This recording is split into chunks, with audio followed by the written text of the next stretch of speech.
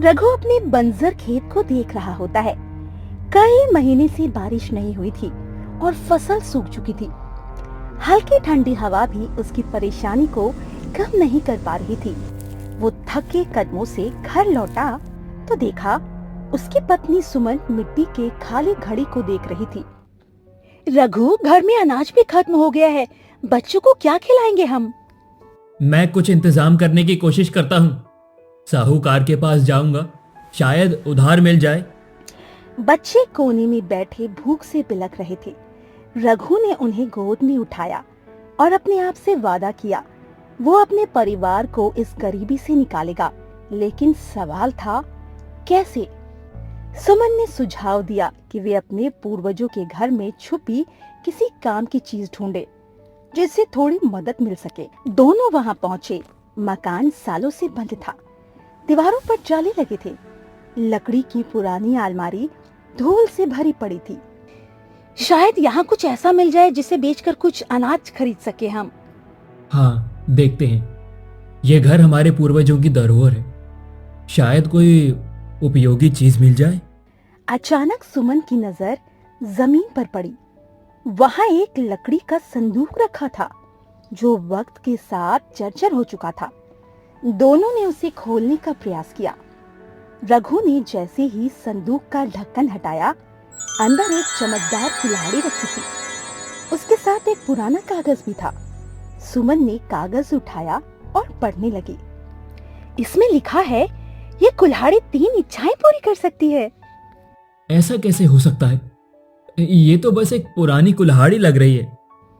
शायद ये सिर्फ कोई पुरानी कहानी हो। हमें इस पर भरोसा नहीं करना चाहिए। रघु कुल्हाड़ी को ध्यान से देखने लगा। कहीं न कहीं उसके मन में विश्वास जाग रहा था कि ये साधारण चीज नहीं है।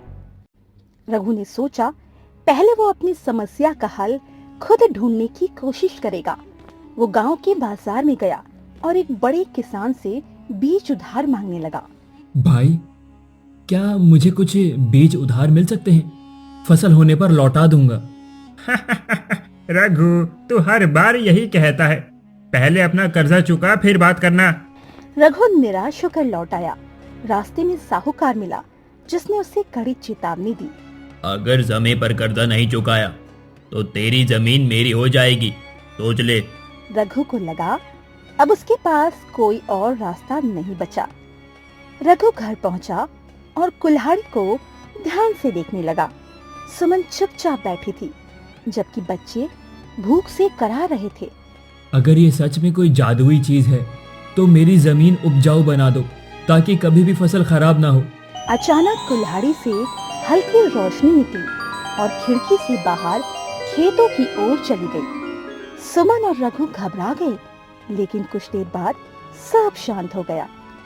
रघु, ये क्या हुआ? कल सुबह पता चलेगा कि ये कुल्हाड़ी सच में कोई शक्ति रखती भी है या नहीं। रघु ने कुल्हाड़ी को संभाल कर रखा और बेसब्री से अगली सुबह का इंतजार करने लगा। रघु और सुमन अपने खेत में खड़े थे। हरियाली की खुशबू हवा में घुली थी।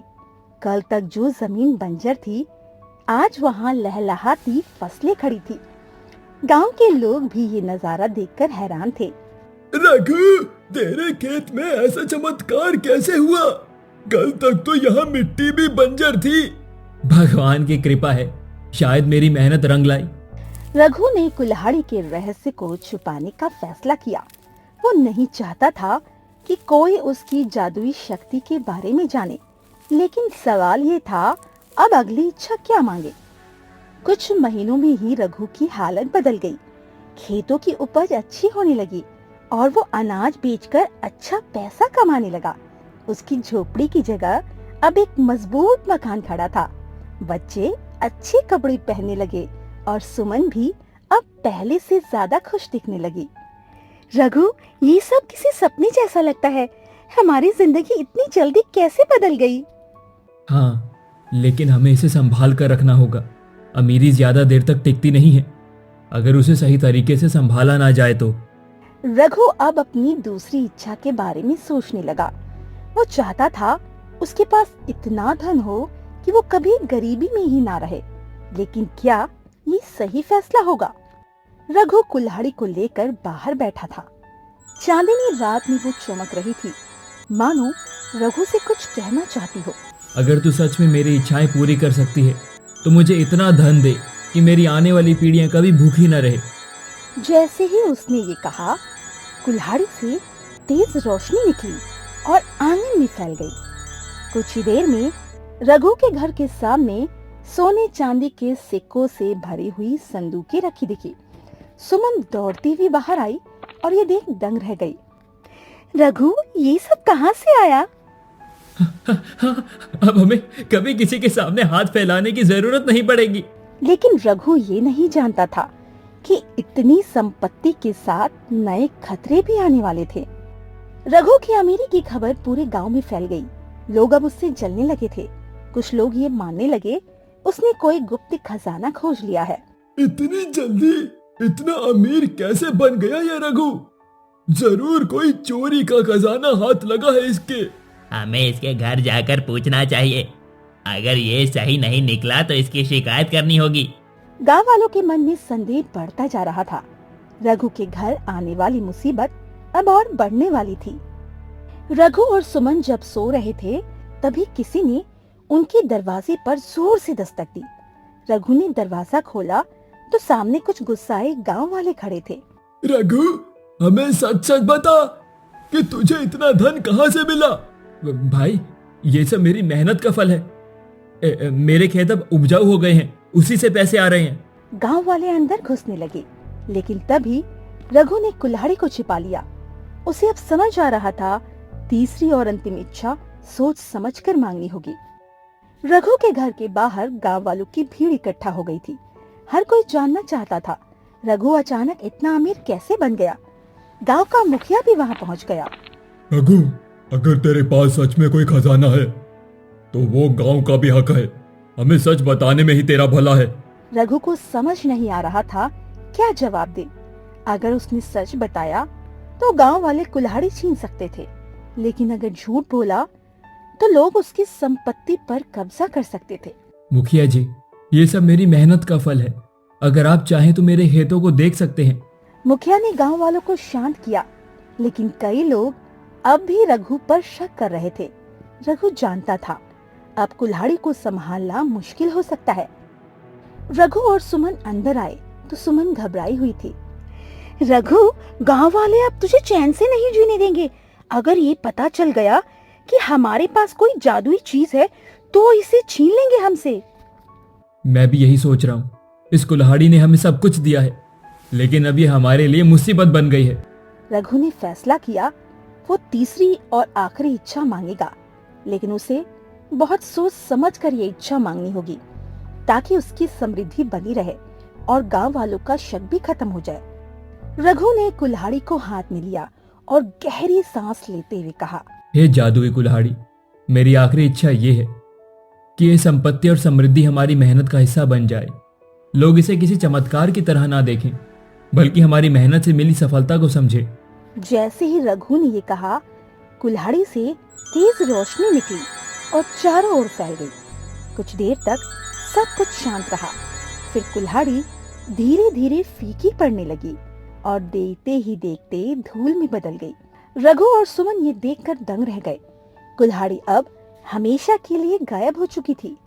अगली सुबह जब गांव वाले रघु के घर पहुंचे तो सब कुछ सामान्य लग रहा था।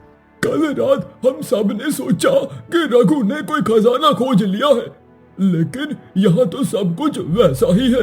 मुखिया ने रघु के खेत देखे जो अब भी उपजाऊ थे, लेकिन वहाँ कोई जादुई चीज नहीं दिखी।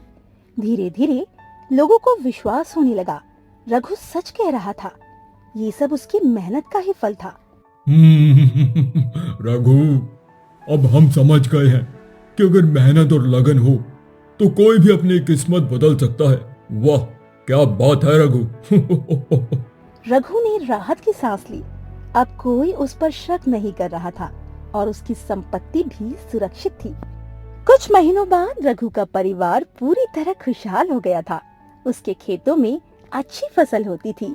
उसका घर अब और मजबूत हो चुका था और गांव में भी उसकी इज्जत बढ़ गई थी। रघु, अगर तूने लालच में आकर कोई गलत इच्छा मांगी होती तो शायद आज हम ये सब देख ना पाते। हाँ, सही कहा। सच्ची समृद्धि मेहनत और समझदारी से ही आती है, किसी चमत्कार से नहीं। रघु को अब समझ आ गया था, असली ताकत मेहनत, धैर्य और सही फैसलों में होती है। जादुई कुल्हाड़ी ने उसे 3 इच्छाएं दी थी, लेकिन असली बदलाव उसके सोचने और फैसले लेने के तरीके में आया था। रघु की समृद्धि की खबर पूरे गांव में फैल चुकी थी। कई लोग अब भी मानते थे कोई जादुई शक्ति ने उसकी किस्मत बदली है। मुखिया ने गांव वालों को बुलाया और फैसला किया, रघु को खुद अपनी मेहनत साबित करनी होगी। रघु, अगर ये सब तुम्हारी मेहनत का नतीजा है तो हमें दिखाओ कि तुमने कैसे ये सफलता पाई है। रघु ने सिर हिलाया और गांव वालों को अपने खेत पर ले गया। उसने उन्हें दिखाया किस तरह उसने फसल उगाने के नए तरीके अपनाए, मिट्टी को बेहतर बनाया और सही समय पर पानी दिया। अगर मेहनत और समझदारी से काम किया जाए तो कोई भी तरक्की कर सकता है। गांव वालों ने उसकी बातें सुनी, लेकिन कुछ अब भी संतुष्ट नहीं थे। गांव के कुछ बुजुर्गों ने रघु के खेत की मिट्टी उठाई और उसकी गुणवत्ता जांची। ये सच था, उसकी जमीन अब पहले से ज्यादा उपजाऊ थी, लेकिन इसमें कोई जादू नहीं था। ये सब सही देखभाल का नतीजा था। रघु, तुमने सच में कमाल किया है। तुम्हारी मिट्टी बहुत ही उपजाऊ हो गई है। मुखिया ने गांव वालों की ओर देखा और मुस्कुराया। हमने रघु पर शक किया, लेकिन आज उसने साबित कर दिया कि मेहनत ही असली जादू है। धीरे धीरे गांव वालों का शक खत्म होने लगा। रघु अपने आंगन में बैठा था। सुमन उसके पास आई और उसके चेहरे की शांति को महसूस किया। रघु, तुझे डर था कि गांव वाले तुझसे सब छीन लेंगे, लेकिन देख, अब वे तेरा सम्मान कर रहे हैं। ये कितनी अच्छी बात है ना? रघु मुस्कुराया और अपनी बेटी गुड़िया को गोद में उठा लिया। हाँ सुमन, मैंने आज सीखा है कि असली ताकत मेहनत और समझदारी में ही होती है, किसी जादू में नहीं। अगर हम अपने काम में ईमानदार हैं तो कोई भी हमें गलत साबित नहीं कर सकता। रघु अब गांव में एक सम्मानित किसान बन चुका था। गांव के अन्य किसान उससे खेती के नए तरीके सीखने आने लगे। रघु, हमें भी बता कि हम अपनी जमीन को कैसे उपजाऊ बना सकते हैं। रघु ने मुस्कुराते हुए हामी भरी। अब वो सिर्फ एक सफल किसान नहीं, बल्कि पूरे गांव के लिए प्रेरणा बन चुका था। रघु ने अपनी पुरानी झोपड़ी एक कोने में जाकर देखा, जहां कभी उसे वो जादुई कुल्हाड़ी मिली थी। वहां अब केवल मिट्टी बची थी, लेकिन वो जानता था असली विरासत कुल्हाड़ी नहीं, बल्कि उससे मिली सीख थी। कुल्हाड़ी ने मुझे 3 इच्छाएं दी, लेकिन सबसे बड़ी चीज जो उसने मुझे दी वो थी समझदारी और सही फैसला लेने की ताकत। रघु अब पूरी तरह बदल चुका था। वो पहले से ज्यादा आत्मविश्वासी और खुश था।